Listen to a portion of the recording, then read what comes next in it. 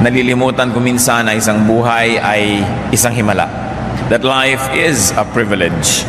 At yan po ang ating pag-aaralan ngayon, kung paano tutunghayan ang mga hindi na natin pinapansin kung minsan, paano muling pahalagahan ang mga bagay na hindi na natin nabibigyan ng puwang sa ating pag-iisip at pagpapasalamat sa Diyos. Isa pong pribilehyo, hindi right, but it is a privilege. Hindi isang karapatan, kundi isang regalo na ipinagkakaloob ng Diyos. Life is the greatest privilege because it is the door through which a person enters eternal life. Siyempre, life muna bago magkaroon ng eternal life. Kaya napakahalaga na pinapahalagahan ang buhay. John 10:10, ang sabi ng Panginoong Jesus, I have come that they may have life and have it to the full. Hindi lang tayo binibigyan ng Panginoon ng buhay, kundi buhay na punong-puno, masigla, may kahulugan. Ecclesiastes 9:4, anyone who is among the living has hope. Even a live dog is better off than a dead lion. Napakatalino ni Solomon para sabihin na sino man na meron pang buhay, hindi pa nalalagutan ng hininga, ay may pag-asa. Sapagkat kahit daw aso lang kung buhay, mas mabuti na ito kaysa sa isang leon na patay. The privileges of life. Pag-uusapan po natin ay isang pulang, bagamat napakarami nito. And one great privilege of life is breath. Hininga, paghinga. Genesis 2:7, the Lord God formed the man from the dust of the ground and breathed into his nostrils the breath of life, and the man became a living being. So ang hininga na pumasok sa katawan ng tao, hindi lang hininga na oxygen para siya mabuhay ang katawan, kundi espiritu ng Diyos na nagbibigay buhay din sa kanyang espiritu. At pag-usapan na lang natin, kahit yung physical breathing, yung paghinga lamang, breathing by itself is such a privilege. Subukan yung huminga. Subukan nga, exercise tayo, walang man nanghihinga. Now, tigil. Mag-iisip muna ako kung kailan ko kayo papahingahin. Tigil muna. Tigil, walang hihinga. Gusto nyo na? Sige, hinga na. Kita nyo, try not breathing.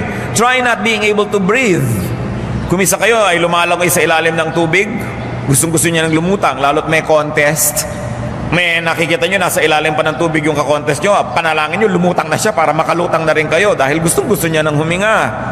Sa x-ray procedure, pag sabing, huminga ng malalim at huwag pong gagalaw, parang kahit ilang saglit lang napakatagal at wala ka inaabangan kundi sasabihin ng technician, huminga na po. Habol-habol mong hininga sa mata lang ang iksi-iksi. Napakaiksi ng panahon na hindi humihinga, pero kailangan. Pero mga kapatid, ilang milyong hinga ang ginagawa natin na hindi natin pinapansin. Hindi man lang natin ipinagpapasalamat, salamat humihinga ako. Kaya nakita nyo pag may naghihingalo, may na-aksidente, tinitingnan agad kung humihinga. Kasi napakalaking pag-asa basta humihinga. Humihinga ba kayo? May pag-asa. Palakpakan natin ng Diyos, huwag kayong nawawala ng loob. Basta humihinga ang tao, dapat magpasalamat. Salamat nakakahinga. Nakikita nyo yung mga nababarahan ng leeg, nababarahan ng lalamunan, o kaya ay may plema, hindi makahinga, may sipon. Ang hirap ng buhay. Pero yung paghinga mo araw-araw, palibas at hindi mahirap, hindi napapansin. Oxygen comes in, is distributed to body parts by blood circulation, and you know that oxygen brings in and brings around what is needed by the body. Tapos, i-exhale ka, carbon dioxide, it goes out and it brings what should go out. Lahat ng hindi na kailangan ng katawan na lason, dala-dala paghinga. Binibigay din ng dugo, dala-dala paglabas, dinadala sa lungs, inilalabas ng carbon dioxide. Parang syudad. Kung isang punta ko ay naglalakbay at nasa mga matataas na building, ay titingnan ko yung mga kalasada, yung mga dumadaan ng mga sasakyan, may hihinto sa isang building, merong kukuha ng basura, may magde-deliver ng mga tubig, may magdadala ng supply sa ospital, may kukuha naman ng mga kalat ng isang lugar. Ganun ang dugo, ganun ang hininga. Nagdadala ng kailangan, naglalabas ng hindi kailangan. At alam niyo, pag ang isang syudad ay isinara, mawawala ng supply. Pagka ang syudad din, tulad ngayon ng Metro Manila ay walang pagdala ng basura, ay mabubulok at mamamaho. But every time that you breathe, that miracle is happening. That life is being renewed, and that which is already wasted or poisonous of the body goes out. Breathing and blood circulation distributes and collects. Kaya napakahalaga yung humihinga ang tao. 1 Kings 17:17, sometime later, the son of the woman became ill. He grew worse and worse and finally stopped breathing. Isang pakahulugan na siya ay binawian na ng buhay. At habang humihinga ang tao, siya'y buhay, dapat din may buhay. Breath is privilege, and if you breathe, you are privileged. Be thankful whenever you breathe. And enjoy breathing. Libre yan. Isa yan sa mga pinakakailangan ng tao, pero libre. Hindi nagtataas ang presyo ng hinga. Bagamat kuminsan ay kailangan mo ng oxygen, baka yun pa. Pero gaano karaming tao nangangailangan yan at gaano kadalas. Pero libre ang hinga. Huwag kayo nagrereklamo sa buhay, ang dami-daming libreng mahalaga. Another privilege of life that we take for granted is sight, vision. Yung nakakakita ka. It is an all-important privilege to see. To see, to behold, to enjoy even distant objects. Nakita niyo po ang himala ng mata at himala ng pagkakakita ng mata? Kahit ang layo ng ulap, nakikita niyo. Kahit ang layo ng buwan, kahit ang layo ng mga bituin, ang layo ng nararating ng mata. Tapos lalagyan pa tayo ng binoculars, mga teleskopyo, lalong lumalayo ang naabot ng mata. At subukan niyong pumikit kung hindi lalong malayo ang naabot ng inyong paningin. Akala niyo ba ang bulag ay bulag? Kuminsan kinakailangan tayong pumikit para makakita ng higit lalong malinaw at higit lalong malayo. Pagka pumikit kayo, nakikinig kayo ng dula, ang ganda-ganda ng boses ng lalaking, iniibig kita, Laura. Iniisip mo, ang gwapo-gwapo pag nakita mo sa personal, yung ang gagandang mga babaeng mga boses kasi hindi mo nakikita, therefore napipili mo kung anong gusto mong makita. Kaya yung pati kawalan ng visual sight is also freedom. Because now, your imagination is your limit. Kaya mas makapangyarihan ang radyo kaysa TV. Pag sinabi sa radyo na sa dula na, nakikita mo ba ang bundok-bundok ng mga ice cream na yan? Di ba ang ganda-ganda imagine, pero pag pinakita sa TV, sabi, karton lang, halatang-halata, karton. Kasi nalilimit ka ng mata. Pero pag bumikit ka, ang layo ng iyong nakikita. And you know the privilege of sight? Nakikita natin kahit yung hindi nakikita ng naked eye through the microscope. Yung nasa kaloob-looban ngayon ng inyong atay na sisilip. Napapasok ng camera ang loob ng inyong puso para malaman ko anong bara doon. At ang laser, nakikita niya yung nasa loob ng inyong tiyan. Through even ultrasound, malalaman mo na babae ba o lalaki yung ipinagdadalang tao. Napakalayo ng naabot ng mata ng tao. At yung nakakakita tayo, dapat tayong pasalamat. Dapat magpasalamat. At napakarami, higit lalong malaking porsyento ng mga tao, nakakakita yung mata nila. Tapos magre-reklamo pa, sabihin pa, ang pangit naman ng view. Nakakawalang gana ang buhay ko. Paglabas ko, tingin ko sa bintana, pusali ang nakikita ko. Pasalamat kayo, nakakakita kayo ng pusali. Dahil nakakakita kayo. Paggising mo sa umaga, makikita mo yung asawa mo, pasalamat ka. Kahit kung minsan hindi ka nais-nais ang nakita mo, mabuti ka, nakakakita ka pa. At may asawa ka. Matthew 13:15, but blessed are your eyes because they see. Siyempre, spiritual ang ibig sabihin dito. Pero maiintindihan mo ba yung spiritual value kung hindi mo na ma-appreciate yung physical value of seeing? Try not seeing. Ewan ko sa inyo kung mayroong susunod sa aking panukala. Subukan nyo, mula pagkatapos ng ating service ngayon, pumikit kayo hanggang makalabas kayo dyan. Pumikit kayo hanggang makarating kayo sa bahay. Kung makarating kayo. At nang malaman natin, salamat. Kung nakakakita ako, dapat ako magpasalamat sa Diyos. Sinong papalakpak sa Diyos dahil nakakakita siya? Salamat! Kahit hindi nyo laging gusto ang nakikita ninyo, yun lang nakakakita, ipinagpapasalamat yan. Luke 6:39, He also told them this parable. Can a blind man lead a blind man? Will they not both fall into a pit? So napakahirap yung hindi nakakakita. Lalo't ang mga mungunguna sa iyo, hindi rin nakakakita. Pero kung sakasakali na hindi ka nakakakita physically, ipagpasalamat mo kung merong sa iyong umaakay na nakakakita. At kung hindi ka nakakakita spiritually, magpasalamat ka kung may umaakay sa iyo na nakikita mo ang mga bagay na spiritual na kung mag-isa ka lang, hindi mo naman makikita. Pero may umaakay sa iyo, minsan hindi mo maintindihan itong simpleng-simpleng verse ng Bible, may nagpaliwanag, lumiwanag, pasalamat ka at may umaakay sa iyo. Kaya magpasalamat din tayo para sa mata ng iba. Kahit hindi natin mata, dahil nakikinabang din tayo sa kanilang mata. Vision, seeing is privilege. If you can see, you are privileged and you should be thankful. Enjoy seeing and looking. Libre yan. Libreng tumingin sa ulap. Libreng tumingin sa sunrise and sunset. Libreng tumingin sa rainbow. Libreng tumingin sa magagandang mga dahon. Libreng tumingin kahit sa pinakamagagandang babaeng gumastos ng kutakot-takot para gumanda. Pagtingin niyo sa kanya, libre. Napakaraming magagandang bagay na libre sa buhay. Hindi nyo laging kailangan ng pera para makakita ng kagandahan sa buhay. And another privilege of life is touch. Para mga basic lesson ito sa senses. Bakit po natin pinag-uusapan ito? Kasi common. But because of their commonness, we ignore them. The blessing of texture, the blessing of being able to touch shape, and even temperature. Because to touch is to connect. To touch is to feel and to be felt. Luke 6:19, and the people all tried to touch him, meaning the Lord Jesus, because power was coming from him and healing them all. Hinihipo nila ang Panginoon sapagkat nararamdaman nila na may kapangyarihan na nagmumula sa kanyang lumilipat sa kanila pagka nahipo nila at sila ay may pananalig. The ability to touch and being touched is a great privilege. Paminsan-minsan nagagalit ka because there are people na who are touching you that you don't want to touch you, where you don't want to be touched probably. But that is rare. Most of the time, we should be thankful that we are being touched. Kasi pagka nagtatouch ang mga tao, there is energy that transfers.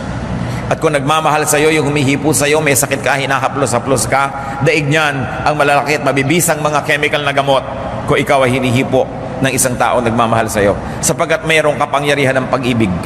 At ang pag-ibig na yun ay ililipat pagka hinihipo ka na nagmamahal sa'yo. Try not touching. Nakita niyo yung dramatic na mga pelikula na bibitayin ng isang ina o ama, tapos magdadatingan ng mga pamilya, tapos may salamin, hindi sila makapaghawakan ng kamay man lang.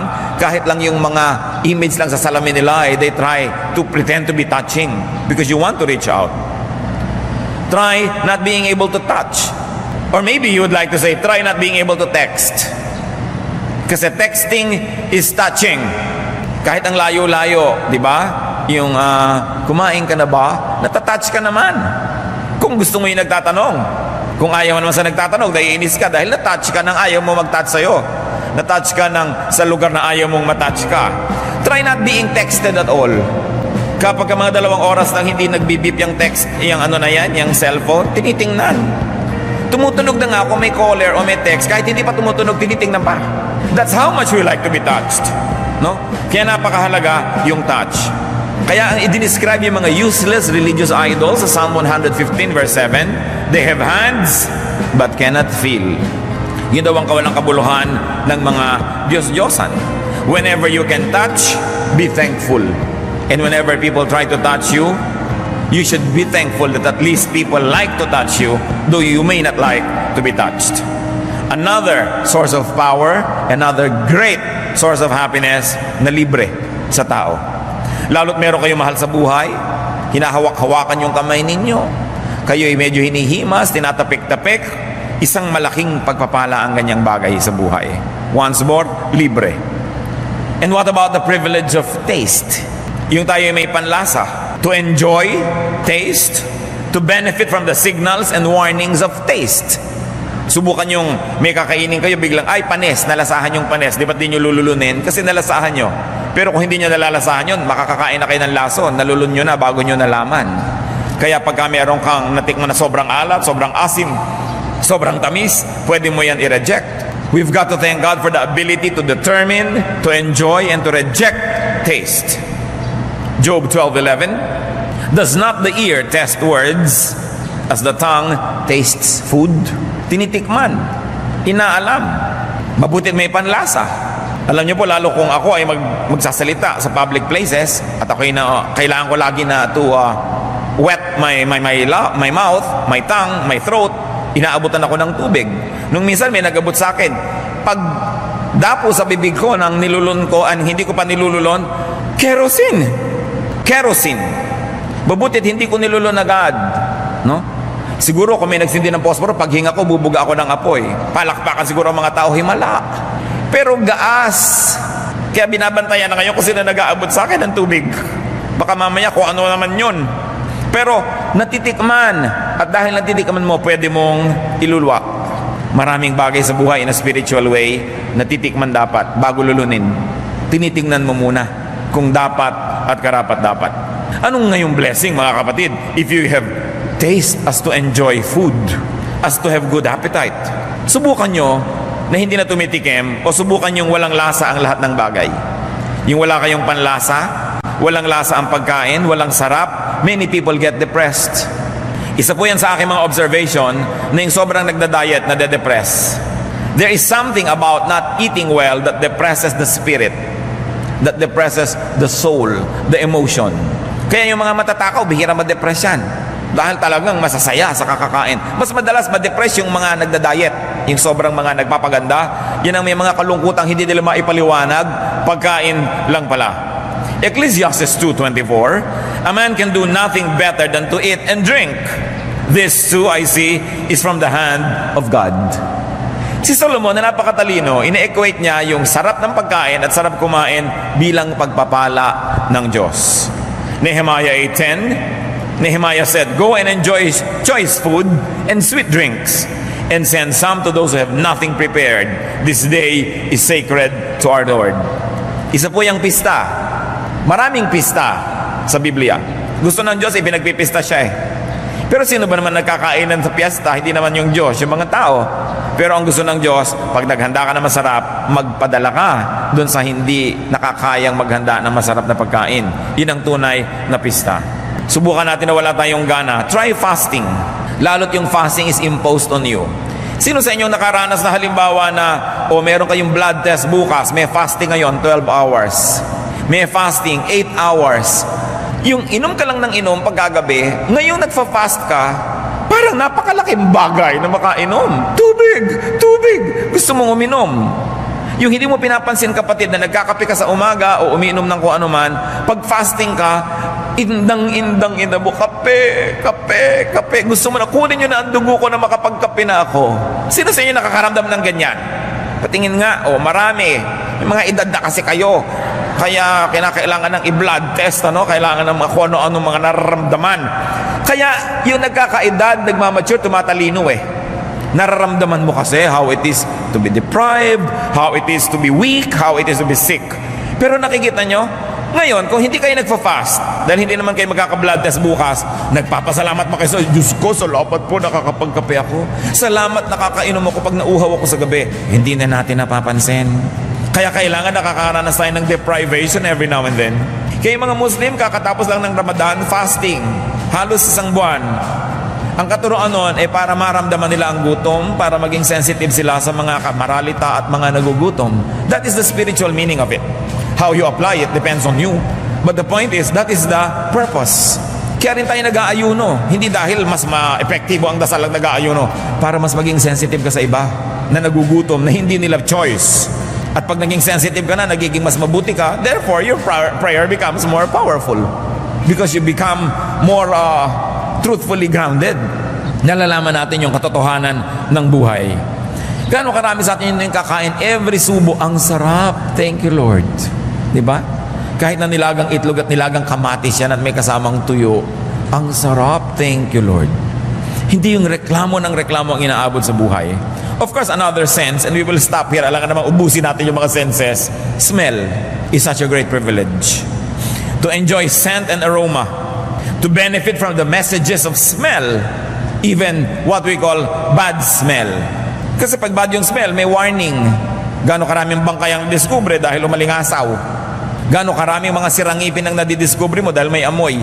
Gaano karaming sakit ng tao ang nalalaman mo dahil may amoy siya. So mahalaga rin kahit amoy na hindi mabango, kung yon ay nagsasabi sa atin na mayroong isang problema na dapat lutasin. But to be informed and to be warned by smell is a privilege. Gaano karami sa inyo, may susunog, amoy sunog, di ba? Nasaan? Hanapin nyo ang sunog. Dahil naamoy nyo na may nasusunog. Warning. To be stimulated and energized, healed, and soothed by aroma. Kaya ngayon umuso na uli ang aroma therapy, na nakakapagpagaling daw ang mga tamang amoy. Na nung araw, alam na alam yan ng mga ninuno natin, bagamat hindi siguro laging conscious. Kasi yung mga amoy ng luya, naaamoy mo na yun pag nagpapaksiw ka, pagka meron kang niluluto. Ang mga babae no, laging may nakaipit na mga sampagita o ilang-ilang sa kanilang buhok. No? Aromatherapy yan. No?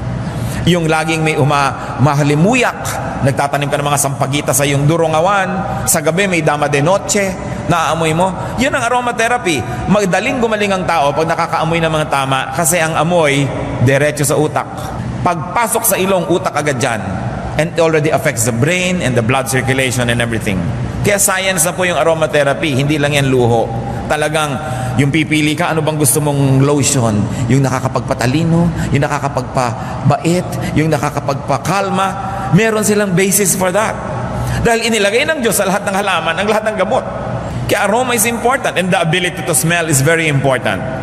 Gaano ba naman kamahal, bumili kayo ng paso o kaya latang walang laman, lagyan nyo ng lupa at taniman nyo ng sampagita, ilagay nyo sa bintana nyo para nakakaamoy kayo ng bango.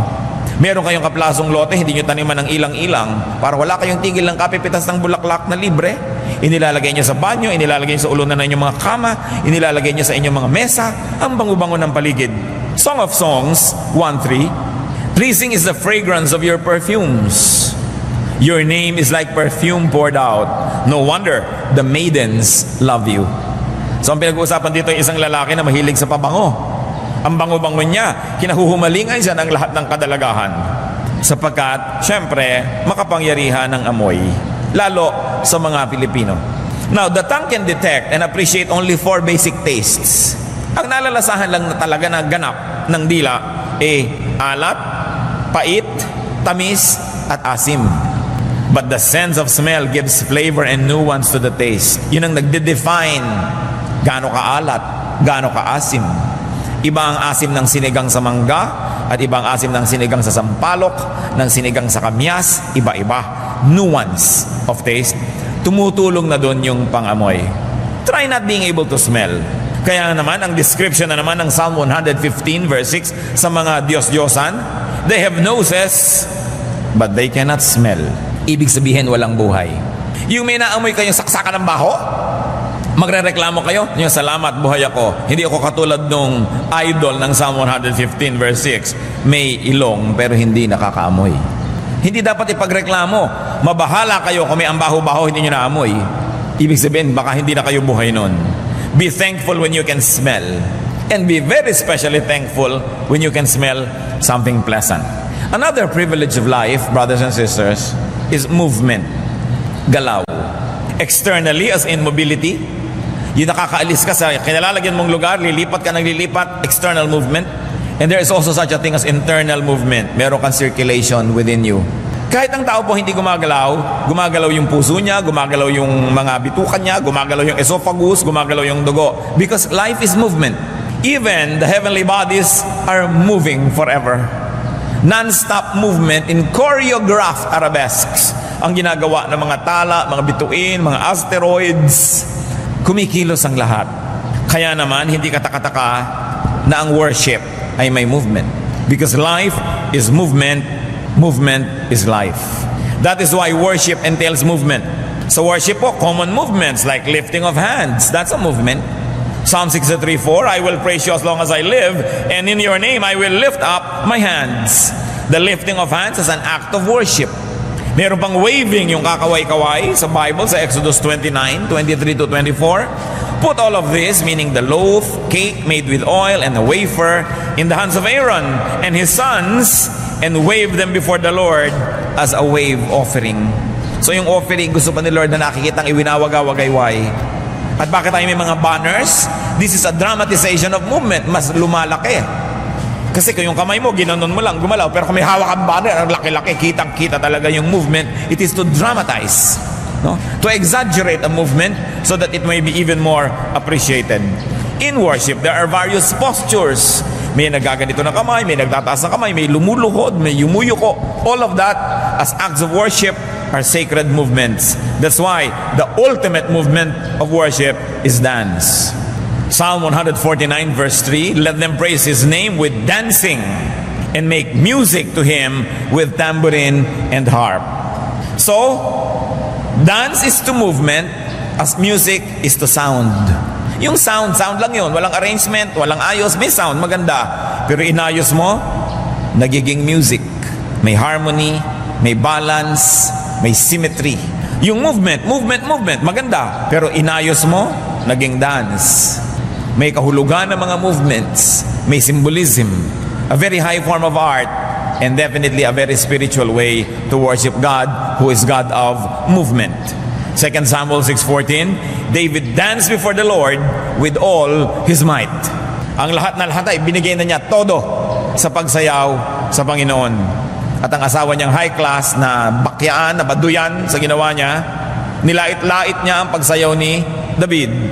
At sinabi sa Bible, naging baog ang babaeng ito. She became barren and childless all her life. And that was said right after she berated the dancing of David before the Lord.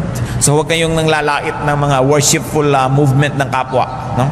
Huwag nating mamaliitin o pagtatawanan. Kung gano'n na expression niya ng pag-worship, hayaan siya. Kung ayaw nyo, di huwag nyo gawin. Pero huwag nyo pigilin ng iba kung gano'n ang kanilang nadarama. It's a very high form of movement. And an even higher form of movement is imagination. The movement of thought. Mental creativity is movement. Hindi lang po yung body ang gumagalaw, mas malayo ang nagagalaw at napupuntahan ng isang malikot na diwa, isang isip na aktibo. 1 Chronicles 28:12, He gave him the plans of all that the Spirit had put in his mind for the courts of the temple of the Lord. So gagawa ng templo, kailangan ng architectural plans. Sino ang nagbigay? Ang Spirit ng Panginoon has put in his mind the plans that God wanted for the courts. So look at the Spirit as an active agent in creativity. Why do we include the mind in movement? Because the mind can move and go to places. Gusto nyong makarating sa tawi-tawi ngayon din, pumikit lang kayo at imagine ninyo at nando na kayo. The mind can transcend time and place and other limitations. Meron akong gustong-gustong artwork na binili ko nung nakita ko sa isang exhibit. Isang babaeng bata na nasa slum area, nasa bubong siya ng kanilang barong-barong, at yung gawa ng artist ay from the top na ipinapakita yung bata at yung mga bubong ng mga barong-barong na miserable, at nakaasta ang bata nito na para siyang lilipad. In other words, sa kanyang isip, sa kanyang diwa, lalampasan niya ang kahirapan na nagpipiit sa kanyang katawan. Napakaganda ng symbolism. Because the mind can dream. The mind can even daydream. Therefore, the mind can escape. Kahit ka pa nakakulong, nakakadena, nakagapos, kung iniisip mo na humihitit-hitit ka sa store ng buko sa isang napakagandang dalampasigan, magaganap yon sa iyong kalooban. You can make your own reality inside your heart. 2 Corinthians 12:2-4, isa sa mga mahiwagang mga kwento sa New Testament. I know a man in Christ who 14 years ago was caught up to the third heaven. Whether it was in the body or out of the body, I do not know. God knows. And I know that this man, whether in the body or apart from the body, I do not know, but God knows, was caught up to paradise. He heard inexpressible things, things that man is not permitted to tell. Hindi ipinaliwanag ng sumulat ng Korinto kung anong kahulugan ito, pero meron daw siyang kilalang tao na nakarating sa paraiso ang kanyang diwa, ang kanyang espiritu. At di daw matiyak kung pati katawan ay kasali o isip lamang. Hindi yun ang point natin na siyasatin ito. Ang point natin, nalalampasan ng isip ang katawan. Nalalampasan ng espiritu ang katawan. The alert mind cannot be imprisoned. The alert mind cannot be limited. Libreng mangarap. At kung makakatulong sa inyo upang puksain at patayin ang pait, ang hapdi ng katotohanan, libreng mag-ilusyon. Walang nanliligaw sa inyo, pero ito yung pipikit ang inyong mata, iniisip nyo, pinagkakaguluhan kayo ng lahat ng lalaki sa balat ng lupa. Di ba sasaya kayo? Dahil nagkaroon kayo ng realidad sa inyong kalooban. Yan ang sinasabi natin na kung hindi masyadong maganda yung nakikita mo, pumikit ka, gumawa ka ng iyong realidad. Kaya yung pagkabaliw po, mga kapatid, bagamat sa ating ordinaryong pananaw ay hindi kaibig-ibig, kumisan ito'y napakagandang mangyari sa isang taong hindi na niya kayang dalhin ang totoo. Hindi na kaya, kumbaga sa bombilya siya ay mapupundi na, sobrang taas ng voltahe, hindi kaya ng wattage niya, mababaliw siya. Kaya kahit nakakalungkot, tawa siya ng tawa. Ano inyong iibigin? Na ang lungkot-lungkot niya dahil siya ay matalino, o naloka siya, tawa siya ng tawa? Para sa kanyang sariling kapakanan, alin talaga doon ang higit na mainam? Bagamat sa tingin natin na outsider, dapat matalino siya at hindi siya dapat magkaganon. Pero may paraan ng Diyos ay pinoprotect niya ang mga tao sa hindi makaya ang dapat dalhin. Kaya nagkakaroon ng mga amnesia. Nagkakaroon ng mga temporary madness ang mga tao pag hindi makaya ang dala. Isa pong napakalaking pribilehiyo na maaari ring takasan kahit man lang panandalian ang isang mahapdi, makirot at masakit na katotohanan and you retreat into your innermost sanctum, your mind, your soul, where you can make your reality. Hindi maganda na araw-araw mabuhay ka sa ilusyon, but daydreaming helps a lot of people cope with reality. Hindi lang nga, dapat na yun na lang laging gawin mo sa buhay at wala ka nang gawin na practical na bagay para matupad ang gusto mo matupad sa buhay. Pero isa yan sa mga pribilehyo ng buhay. Kahit ikaw ang pinakamahirap na tao sa balat ng lupa, sumandal ka lang sa isang pader at umupo ka sa isang balde, pumikit ka at imaginein mo na ang yaman-yaman mo, ang ganda-ganda mo, nangyayari yon.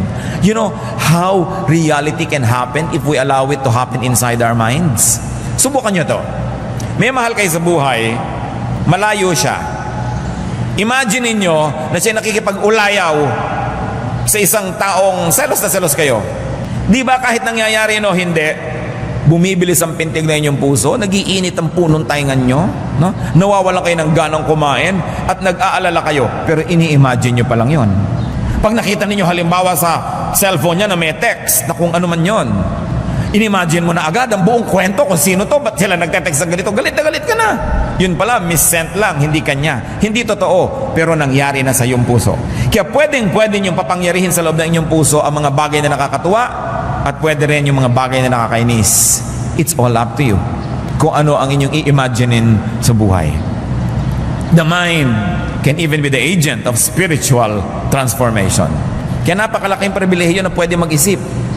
Kahit na mga diktador, kahit na mga mapaniil na mga rehime, hindi na ipipiit ang isip ng tao. Na ipipiit lang ang katawan, na ikakadya na lang ang paa, ang kamay, pero hindi ang isip. Ang isip ay laging malaya. Kaya meron man kayong mga pagkakabilanggo sa buhay, malaya pa rin kayo mag-isip, magpasalamat kayo. Pwede nyong takasan yung realidad na yun kahit paminsan-minsan lang sa pamamagitan ng pag-iisip. Ang pagbabago ng tao, nagaganap kung babaguhin niya ang paraan ng kanyang pag-iisip. Romans 12:2, do not conform any longer to the pattern of this world, but be transformed by the renewing of your mind. Pag binago ng tao ang paraan ng kanyang pag-iisip, magbabago ang kanyang buong buhay. Pero anuman ang pagtatangka ng mga nasa paligid na tulungan siya magbago, kung sa kanyang isip ay di pa siya nagpasyang magbago, walang mangyayari. Kaya kung minsan may lalapit sa akin, Pastor, counselin niyo naman po yung anak ko para magbago. Gusto po ba niya?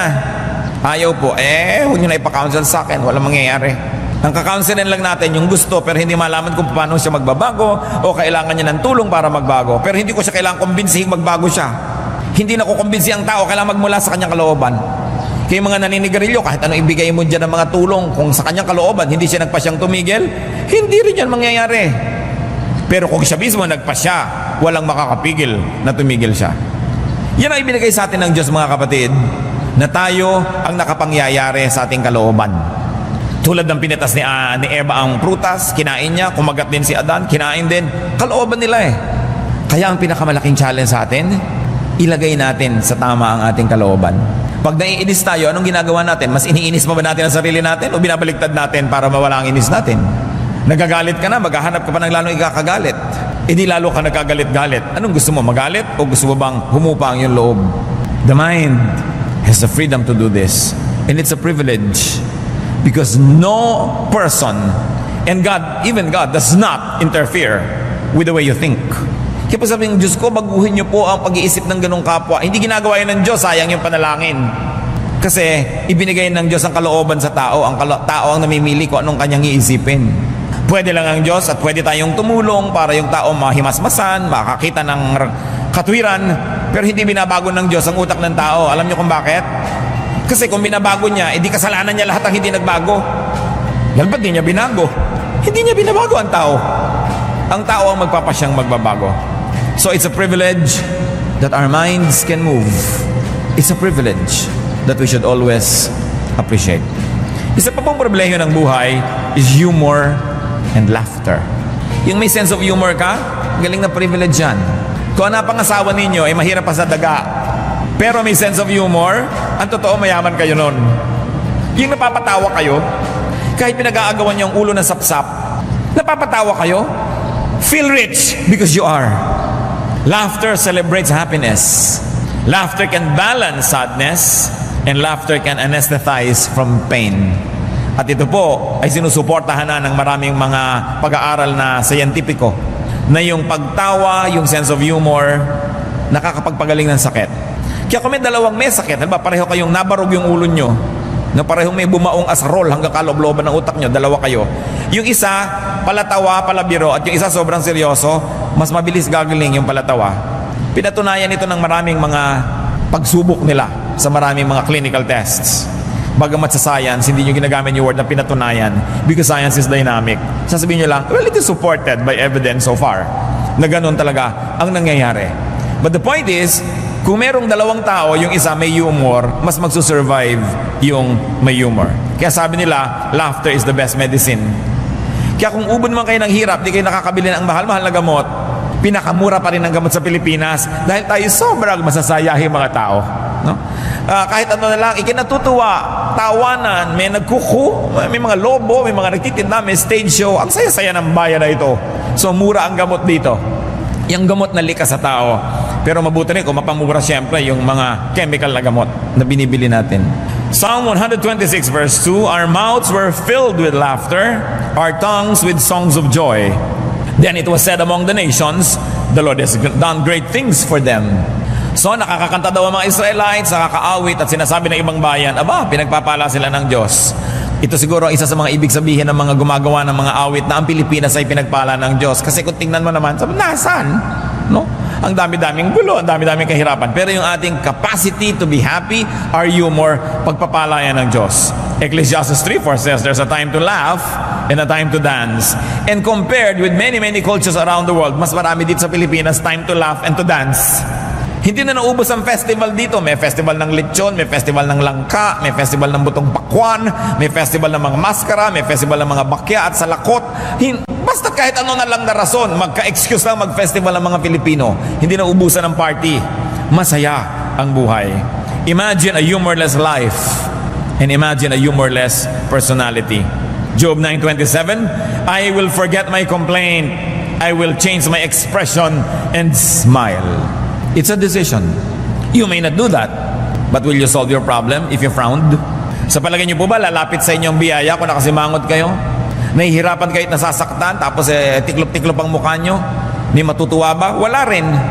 So if laughter is the best medicine, then the Philippines is a haven for cheap medicine. Ang yaman-yaman ng mga Pinoy at napakapalad kasi laging nakatawa. Kahit mahulog sa bus, nakatawa. Kahit maipit ng electric fan, nakatawa. Kahit na nakakahiya, ang pagsagot natin sa hiya, tawa. Yung napahiya ka, tatawa ka. No? Napakalaking blessing yan sa ating nasyon. Hindi naman na ituturo sa bata yon. Likas. May pumuputok na bulkan, tatawa. Yung lahat na, may nahubuan bigla, di ba nakakaya yun? Tawanan. It's always the tendency. Try not laughing at all. So nakikita nyo, simple joys, shallow pleasures, yan ay blessing. Genesis 21 verse 6, Sarah said, God has brought me laughter, and everyone who hears about this will laugh with me. Pag natatawa, pag nakakatawa, pasalamat, dahil yan ay libreng gamot. Napakarami nating dapat ipagpasalamat. Kuminsan nilalait mo pa yung mababawang kaligayahan.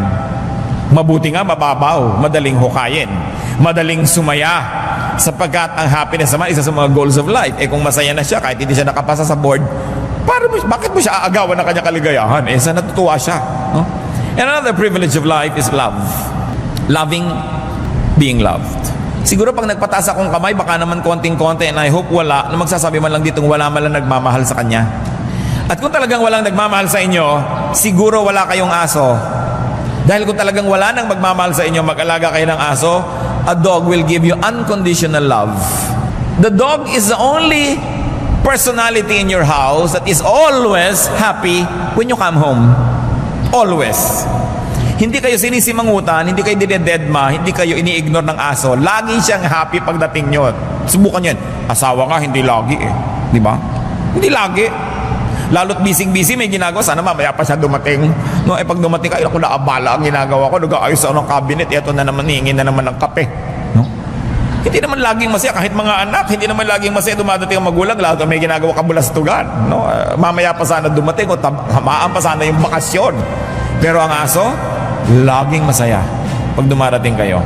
So kung desperado na kayo at wala na talaga, aso. Pero may nagmamahalan sa inyo, may aso pa kayo, doble ang kaligayahan nyo sa buhay. 1 John 4:8, whoever does not love does not know God, because God is love. So ang mga Kristiyano, nakakaramdam ka ng pag-ibig kahit walang personal object kuminsan, dahil nakikipag-ibigan ka sa Diyos. And love makes everything more beautiful. Yung walang kakwenta-kwentang panyo, pag ang nagbigay sa inyo, mahal nyo sa buhay, gumaganda ang panyo. Yung walang kakwenta-kwentang bagay, kung siya ang kasama nyo, kahit nakasakay ka sa Ferris wheel na hindi umaandar, masaya kayo kasi mahal nyo ang inyong kasama. Love makes color more vivid. Love turns sound into music. Even when you dream, if you're in love, you dream in color. No? Kaya, ang sound THX, pagka kayo ay umiibig.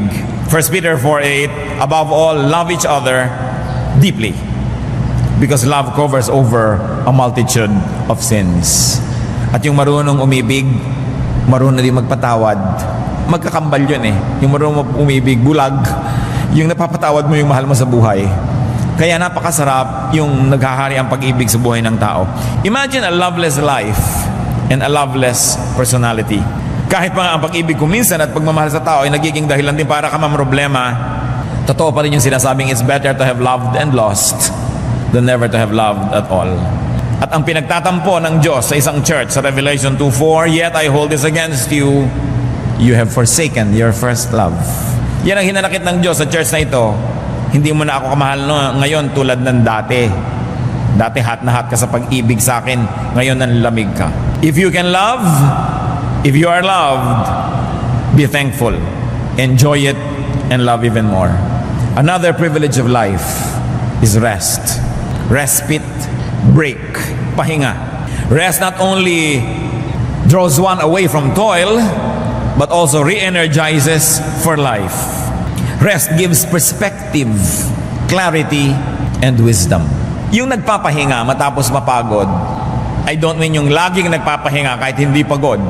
Yung nagpapahinga matapos mapagod, mas lumalalim ang pagkatao, mas lumilinaw ang pananaw sa buhay, mas tumatalino. Sapagkat sa pagpapahinga natin na po proseso ang mga bagay-bagay, doon na pagdudugtong-dugtong ang mukhang di magkakadugtong ng mga katotohanan. Sa papamahinga, you receive clarity of vision. Kaya maraming enlightenment nangyayari sa pagpapahinga. Kaya mahalaga po yung pahinga. Hebrews 4:4, and on the seventh day, God rested from all His work. Psalm 116 verse 7, be at rest once more, O my soul, for the Lord has been good to you.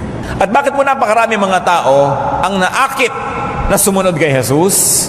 Sapagkat ang kanyang iniaalok ay kapahingahan. Matthew 11:28, come to me, all you who are weary and burdened, and I will give you rest. Ang inaalok ni Jesus, rest, hindi salvation lagi. Kaya kung meron kayong gustong dalhin sa Panginoon, gusto nyo tatalokin nyo, gusto nyo po bang maligtas? Siguradong sa pagtatalo, uuwian yung usapan. Kasi bakit? Nasa panganib ba ako? Hindi ba ako ligtas? Ano ba ang ibig sabihin ng kaligtasan? Magkakagulo. Ang dapat yung ialok, yung inialok ni Jesus, gusto nyo ba ng kapahingahan? At sino ang tatanggi sa kapahingahan? Mga pusong pagod, mga taong pagod, naguguluhan, mga litong-lito, hirap na hirap. Sabi mo, gusto nyo po bang mapahinga ang inyong espiritu? Sino tatanggi? Yan ang alok ni Jesus. Come to me all of you who are tired and weary, I'll give you rest. Sapagkat hindi siya nang uusig, hindi siya nang huhusga, napapanatag ka kahit marami kang atraso sa langit. Kaya naglapitan sa kanyang mga makasalanan, tinawag siyang friend of sinners. Pero kasi judgmental, stricto, mahigpit, maglalapitan ba yun? Hindi siya matatawag na friend of sinners. Pahinga kasi ang ibinigay niya. At alam niyo mga kapatid, yung pagtanggap natin sa ating kapwa, anuman sila, ay pagbibigay sa kanila yun ng pahinga. At tayo man, in whose company are you most at ease and rested? Di ba dun sa lubos na nakakakilala at tumatanggap sa inyo kung sino man kayo? Yung hindi nyo kailangan magbalat kayo, hindi nyo kailangan magkunwari, dahil tinatanggap niya kayo. At ganoon ang walang patakarang pagtanggap sa atin ng Panginoong Jesus. Kaya nag-aalok siya ng pahinga. Ngayon, pahingang espiritual yan, pahingang emosyonal. Pinag-uusapan din natin yung pahingang physical. Kahit gaano kayo kahirap, nagpapahinga ang tao. Nagkakaiba-iba lang kung saka humihiga, saka sumasandal, anong nadidinig mo habang nagpapahinga ka, pero nagpapahinga ang lahat. Sa katunayan, yung masirap sa buhay, mas masarap ang pahinga. Talagang halos ugain mo na, hindi pa magising. Dahil ang lalim-lalim ng pahinga. So, no matter how tired you get, you are destined to rest because you are designed by God to rest because He too rested. So, kung nakakapagpahinga kayo, kahit ang inuupuan yung silya ay hindi maganda, kahit ang kama nyo ay hindi first class, pasalamat sa Diyos. One of the great joys of life na libre ang magpahinga. Hindi pwedeng sobrang pagod mo, hindi ka natuloy makatulog. Lalo kang makakatulog. At isa pa pong pribilehiyo, sa dinami-rami ito na huli natin pag-usapan ngayon. Prayer is a privilege. Prayer detoxifies the spirit, the emotion, and the body. Usong-uso na ngayon yung mga magde-detox ka. Detox ka dito, detox ka doon, detox ng skin, detox ng hair. Pati hair kasi ngayon ay stress na daw. No? So, detox ng iyong talampakan, detox ng iyong kuko, lahat. Pero may detox ang spirit. Prayer. It detoxifies. It lets poison out. Because prayer connects the person to the power, to God. Prayer becomes a channel of strength and power, a channel of revelation and healing and blessing from God. And also, prayer enables a person to transcend his or her circumstance. 1 Thessalonians 5:17-18, pray continually, give thanks in all circumstances, for this is God's will for you in Christ Jesus. And what's important? Everyone can pray. Bulag ka man, pipi, paralyzed, you can pray. Everyone can pray anytime and anywhere. And everyone can pray for anything. Philippians 4:6, do not be anxious about anything, but in everything by prayer and petition, with thanksgiving, present your requests to God. Yan ang sinasabi ng Philippians 4:6. And what's important is that God hears and answers prayer.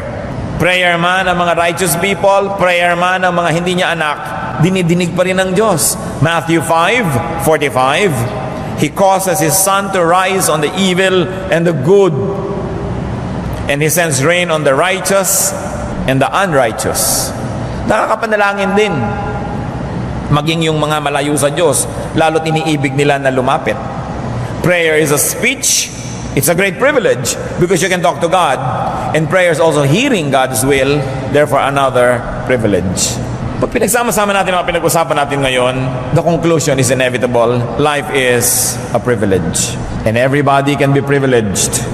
Bakit po natin pinag-usapan yung privilege of breath, sight, touch, taste, smell, movement, imagination, humor, love, rest, and prayer?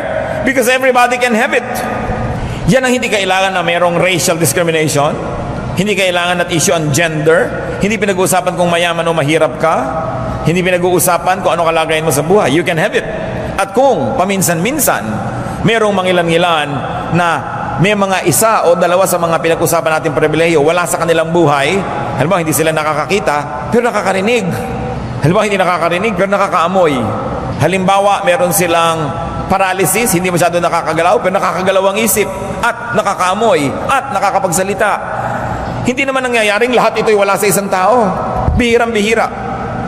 Kadalasan, lahat ng ito ay nasa isang tao. So, ba't natin pinag-uusapan ito, mga kapatid? We should learn to be contented and happy. Philippians 4:11-12. I have learned to be content whatever the circumstances. I know what it is to be in need, and I know what it is to have plenty. I have learned the secret of being content in any and every situation, whether well-fed or hungry, whether living in plenty or in want. Natutunan na daw niya na ipagpasalamat ang anumang kalagayan. So count your blessings. Count your privileges, brothers and sisters. At higit pa sa pinag-usapan natin ngayon, marami pang ibang pribilehiyo na dumarating sa ating buhay na hindi natin kayang bilangin. Ang pinag-usapan lang natin yung basic na lahat ng tao under normal circumstances ay meron. Meron mang isang nawala o dalawa, may natitirang iba, and that is able to compensate for what is not there. 2 Peter 1:3, His divine power has given us everything we need for life and godliness. So kung kayo man kuminsan ay nabibigo, nalulungkot, do not wallow in self-pity. Do not wallow in envy of others. Do not wallow in complaints and sadness. Huwag kayong mahabag sa sarili. Huwag kayong mainggit. Huwag kayong reklamo ng reklamo. At huwag kayong magluksa. Focus on your privileges. Dwell on your privileges and enjoy them. Napakaraming libre sa buhay. Hindi kailangan lagi ng pera. Sasabihin niyo ba, kada kilos ngayon kailangan ng pera. Hindi totoo. Pag tumitingin ka ba sa buwan, kailangan mo ng pera. Pag lumalanghap ka ba ng hangin, kailangan mo ng pera. Pagka ba naliligo ka sa ulan, kailangan mo ng pera. Hindi yun totoo. Isang sobrang careless generalization yung pag-equate sa pera sa happiness. Napakaraming bagay na may pera ka man na hindi mo mabibili sapagkat binigay ng Diyos ng libre. Ecclesiastes 11:8, however many years a man may live, let him enjoy them all the years. Therefore, love life. Huwag niyo ireklamo ang buhay, huwag niyo problemahin. Love life. Love your breath, love your sight, love your vision, love your ability to move. Ecclesiastes 9:9, enjoy life with your wife, if you have one, whom you love all the days of this life that God has given you. Live life. Yung buhay, ipinamumuhay yan. Hindi nilalagay sa aparador, sa estante, sa freezer. Kailangan patuloy yan na aktibo. Ecclesiastes 6:6, even if he lives 1,000 years twice over but fails to enjoy his prosperity, it is nothing. Kailangan ang buhay ipinapamuhay. Nagluluksa tayo mga kapatid, yes, pero may hangganan ng pagluluksa. Kaya kahit sa ating mga kaugalian, 1 taon lang yan at most, kaya may laglag luksa. May babang luksa. Hindi ka pwede magluksa forever. Kung meron kayong minamahal sa buhay, na binawian ng buhay, ipagluksa ninyo kung kailangan, but you must go on with life. Hindi pwedeng patayin nyo na rin na inyong sarili dahil meron kayong mahal na namatay. Sapagkat marami pang nag-iintay na inyong pagmamahal at marami pang magmamahal sa inyo kung muling bubuksan ang puso. Mahawi man ang ulap. Mangyayari ang mga bagay na yan. Yung mga hanggang sa dulo ng walang hanggan. Pag sumukabilang buhay na lang uli kayo, makipag-fellowship sa sumukabilang buhay na. Pero nandito pa kayo, ibig sabihin, gusto ng Diyos mabuhay pa kayo dito. Hindi ko minamaliit ang lungkot natin kuminsan na meron tayong mga mahal sa buhay na umuuna na pero ipagluksa ng may hangganan sapagkat ang buhay ay dapat ipamuhay. Life must be lived because it is a gift of God. It must never be spent in mourning forever. Meron tayong Diyos at dapat nating maalala yon. Pwede tayong mabuhay kahit may kulang. Tulad ng binanggit natin, hindi naman lahat kasi nakakakita, meron hindi sighted, bulag. Pero tuloy ang buhay. May mga pulubi nga, pag binigyan mo pa ng pera, tinitignan pa kung malaki o maliit. Nalalaman pa. At ang tatalas ng tainga, yung hindi nakikita ng mata nila, nakocompensate ng pandinig. Ang tatalas sa mga pakiramdam. Iyabag mo lang, kilala niya kung sino dumarating. May compensation yan. Hindi ka man nakakarinig, meron ka namang mata. Hindi ka man nakakapagsalita at ikaw ay pipe, nakakapagsulat ka naman, nakakakilos ka, you can communicate. Bagamat hindi naman siguro natin gusto maging ganon, pero kung ganon ang nangyari, alam nga naman buong buhay ka na lang magreklamo, magmukmuk at tanggalan mo ng kaligayahan ng iyong buhay. Kailangan ka mag-adjust. Because life must be lived. Learn from the starfish. Alam niya na pag-aaralan natin sa grade 4 biography kung hindi kayo absent nun. At saka sa second year high school biology na naman. Ano yon? Yung starfish, di ba 5 ang kamay niyan para siyang parol? Subukan mong hawakan yung isa o kaya kulungin mo siya o kinagat ng kung sino yung isa, ang gagawin niya, tatanggalin niya yung kamay na yon at lalangoy na siya palayo. 4 na lang ang kanyang kamay kesa naman malulun siya ng buo. Mamaya may tutubo na naman siya isang kamay. At kung wala man tumubo, di ba masarap mabuhay na 4 ang kamay kesa nalulung ka buo? So kung tayo may nagiging starfish, live and learn from the starfish. Kahit kulang, pwedeng mabuhay ang tao. Bihira naman tao yung kompleto Halos lahat may kulang. Nagmumukha lang silang kompleto kasi tinitingnan natin sa kanila yung wala tayo. Nagmumukha tayong kulang kasi yung wala sa atin ang lagi na lang nating iginuungot-ungot. Hindi natin tinitingnan kung ano yung mayroon tayo. The starfish lets one arm go in order to avoid a permanent entrapment. We can also do that. Do not be entrapped. Do not be imprisoned. Do not be held a prisoner because you want to keep all of your arms. Sometimes you have to let go so you can be free. Swim away from harm and from sorrow and get on with life. Learn from the three-legged goat. Noon pong kami mga bata sa tapat ng bahay namin ay may laging mga dumadaan na isang pangkat ng mga kambing. dinadala ng may-ari sa bandaron para pakainin, kung ano man ang ginagawa nila, hindi ko na alam. Araw-araw dumadaan yon. At nanganak ang kambing na ito. Alam niyo, isang anak niya, 3 lang ang paa. Awang-awa ang lahat, bakit 3 lang ang paa ng kambing na ito? Pero this kambing never made a big deal out of it. Kasama siya lagi. At pinakamabilis pa siyang tumakbo. Katakataka. At lumusog siya ng lumusog. At ngayon, sumakabilang buhay na silang lahat. Dahil ang tagal na nun eh. Siguro, naging ano sila, ano bang ginagawa sa kambing? Naging kaldereta. So yung 4 yung paa, naging kaldereta rin, ano? Yung 3 naging kaldereta rin. Pero nasa iyo kung sasaya ka. Pero meron naman, hindi ka pa inakaldereta, feeling kaldereta ka na. Kasi hindi mo ina-enjoy ang buhay. Learn from other abled people. Tuloy din. Alam nyo, mga galawgaw na mga tao, mga kilala ko, kung saan-saan nagpupunta, mga bulag. Kung saan-saan nakararating, nandito ka rin. Paano ka nakarating dito? Sabi mo lang, kayo lang makakarating dito. Kung saan-saan nagpupunta. Meron ako nakilala nung araw when I was in college na isang European person na bulag. Akalain niyo ba naman isang araw nagkakagulo sa kapitbahayan namin dahil hinahanap ako? Nakarating doon, hinahanap ako. Itong bulag, Frances pa. Pero kahit 2 yung mata mo, kung tamad ka, hindi ka na makakaalis sa kinakalagyan mo, tutubuan kang lumot dyan. So, if there's a will, there's a way. And there is God who makes the way. Huwag kayong papayag to be disabled. You can only be other-abled. You may miss this body part, this sense or faculty, this station in life, or this item, yet live to the fullest, in the fullest possible way, because our God gives us life, and life is a gift. 2 Corinthians 12:9, but he said to me, my grace is sufficient for you, for my power is made perfect in weakness. Therefore, I will boast all the more gladly about my weaknesses, so that Christ's power may rest on me. Ang kulang natin napupunuan ng Diyos.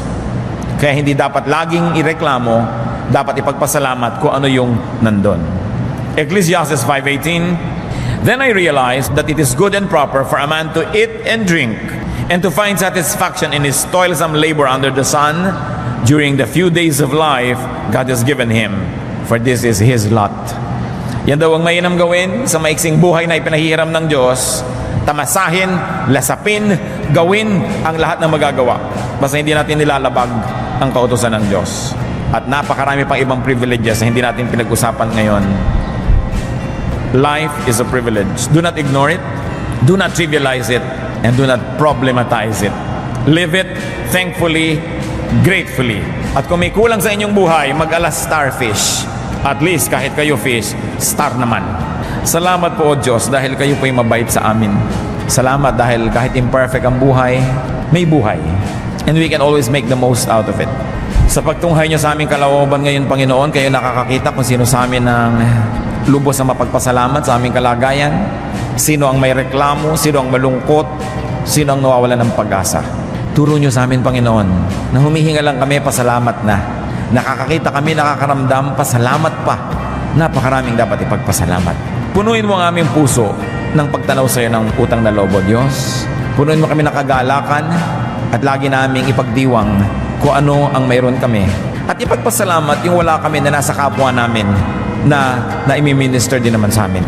Turuan mo kami huwag mainggit, huwag manibugho, kundi lasapin yung itinakda ninyo para sa amin. Gawin ang ipinagagawa ninyo sa amin. Magbulay-bulay tayo mga kapatid sa ilang saglit ng katahimikan. Pinakamabuting sagot sa ganitong mga hamon ay pag-iisip, pagbubulay-bulay, at hingin na pa natin sa Diyos yung mga practical na mga dapat natin gawin as reaction to this wonderful reality that life is a privilege.